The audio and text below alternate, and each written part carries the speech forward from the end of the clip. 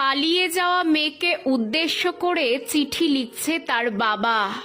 মারে, শুরুটা কিভাবে করব বুঝে উঠতে পারছি না।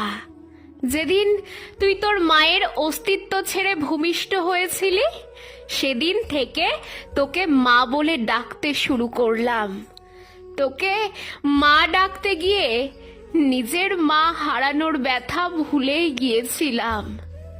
তোর মাকেও কোনো দিন মা ছাড়া অন্য নামে ডাকতে শুনিনি।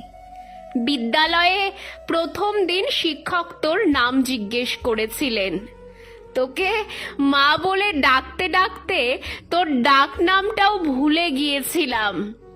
আমি তোর নাম বলতে না পারায় সবাই আমাকে নিয়ে হাসাহাসি করছিল। হঠাৎ করে তুই এভাবে চলে যাবি আমি তা